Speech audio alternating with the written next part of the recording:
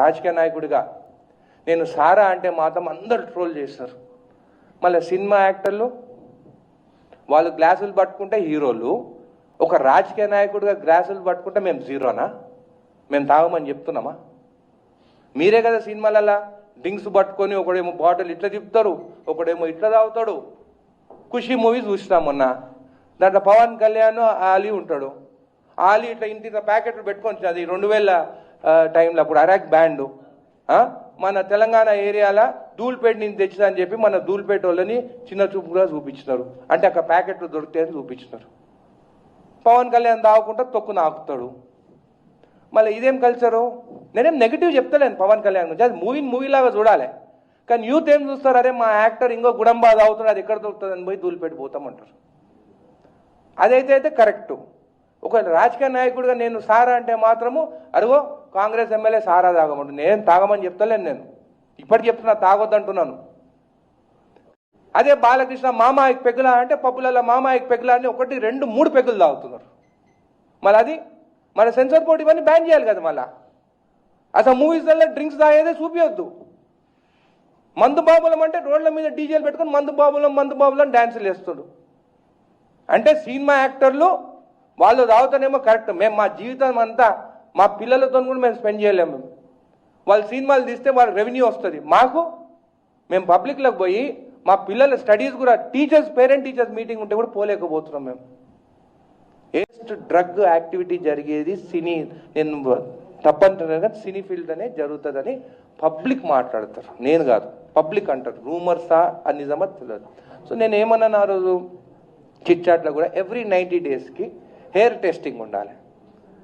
ఎందుకంటే ఇప్పుడు నువ్వు చూస్తే మూవీస్లో బాలకృష్ణ ఫ్యాన్స్ ఉంటారు, పవన్ కళ్యాణ్ ఫ్యాన్స్ ఉంటారు, చిరంజీవి ఫ్యాన్స్ ఉంటారు. మేము చెప్పేదానికన్నా వాళ్ళు చెప్తేనే పబ్లిక్ ఎక్కువ ఉంటారు. పొలిటికల్గా నేను చెప్పొచ్చు, మాకు పొలిటికల్ ఏముంటే మాకు అపోజిషన్ పార్టీస్ ఉంటాయి, మేము ఏం చెప్పినా అపోజిషన్ మాట్లాడదు. కానీ సినీ యాక్టర్స్కి అట్లా ఉండదు, ఎవరు ఫ్యాన్ బేస్ వాళ్ళకు ఉంటుంది. వాళ్ళు టెస్ట్ చేసుకొని ఇంకో మేమంతా క్లియర్ ఉన్నామంటే పబ్లిక్ అరే మా యాక్టరు డ్రగ్ అడిక్ట్ కాదు, మేము కూడా డ్రగ్స్ దగ్గర పోవద్దు.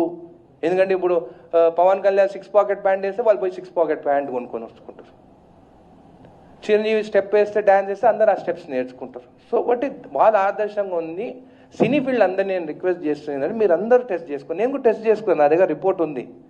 నేను టెస్ట్ చేసుకుందే చెప్పలేదు, నేను కూడా టెస్ట్ చేసుకున్నాను. నేనేమి డ్రగ్స్ తీసుకోను, కానీ టెస్ట్ ఎందుకు చేసుకున్నా, నా జడ్చల ప్రజలకి ఎలాంటి ఎమ్మెల్యేని మీరు ఎన్నుకున్నారు, ఇంకో చూడు నేను ఇవన్నీ నాకు అలవాట్లు లేవు, మీకోసం నేను వచ్చినా అని చెప్పి చూపించుకున్నాను. అట్లనే సినిమా యాక్టర్స్ కూడా అందరూ టెస్ట్ చేసుకుని ఎవ్రీ 90 డేస్కి మేము డ్రగ్ అడిక్ట్స్ కాదు, మీరు డ్రగ్స్ జోలికి పోవద్దు అని చెప్పేసి ముందుకు వచ్చి ఉట్టి నోటి మాటతో కాదు, ఫాలికల్ టెస్ట్ చేసుకోవాలి. యూరిన్ టెస్ట్ చేసుకుంటే 14 డేసే, 15th డే మళ్ళీ టెస్ట్ చేస్తే నీకు నెగిటివ్ ఉంటుంది. ఫాలికల్ టెస్ట్ ఎవ్రీ 90 డేస్కి ఫాలికల్ టెస్ట్ చేసుకొని సినిమా యాక్టర్స్ అందరూ వాళ్ళు చూపించలేదంటే ఏమన్నట్టు తీసుకున్నట్టు.